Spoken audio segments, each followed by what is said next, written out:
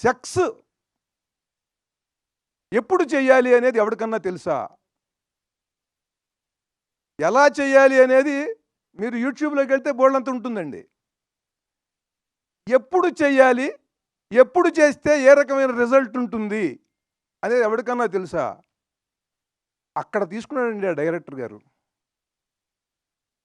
ఇవాళ ప్రపంచానికి ఏం కావాలో, స్త్రీ పురుషుల మనోభావాల యొక్క ప్రభావం గర్భవతి మీద ఎలా ఉంటుంది, లోపల ఉండేటువంటి శిశువు మీద ఎలా ఉంటుంది అనేటువంటిది అది మూలం.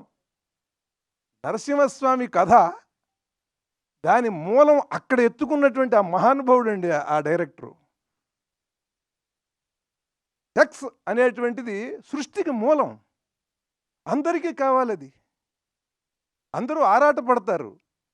ఆ ఆరాటపడటంలో తొందరపడితే సమయం కాని సమయంలో గనక అలా చేస్తే ఎటువంటి విపరీత పరిణామం మొదలవుతుందో, ప్రపంచానికి ఎటువంటి విధ్వంసాన్ని సృష్టించేటువంటి వాడు జన్మిస్తాడో అది చెప్పి, అలా జరగటం వల్ల ఇలాంటి వాడు పుట్టాడు అని చెప్పి అక్కడి నుంచి ఆ కథని మహాద్భుతంగా నడిపించాడండి ఆ దర్శకుడు.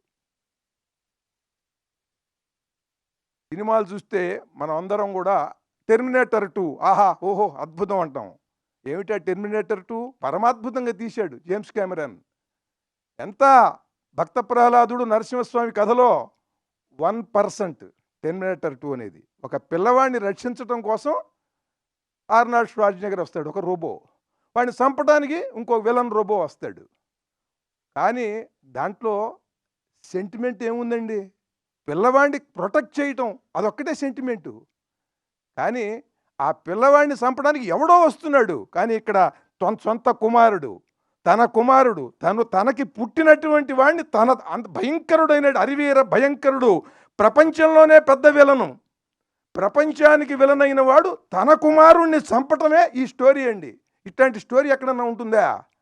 ఈ భూమి మీద ఎటువంటి స్టోరీ ఉందా? కేవలం భారతీయ పురాణ కథల్లో మాత్రమే ఉంటుంది. దాన్ని పట్టుకుని ఆ దర్శకుడు పరమాద్భుతంగా ఆయన చిత్రీకరించాడు.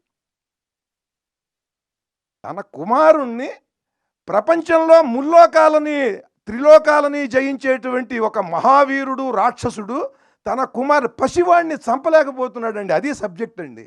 అట్లాంటి సబ్జెక్ట్ ఎవడన్నా రాయగలడా? అట్లాంటి సబ్జెక్ట్ రాసి ఉన్నది. దాన్ని ఇవాళ ఎలా దాన్ని పిక్చరైజ్ చేయాలి, ఆ సబ్జెక్ట్ని ఎలా జనానికి చెప్పాలి అని అద్భుతంగా చెప్పాడు ఆయన.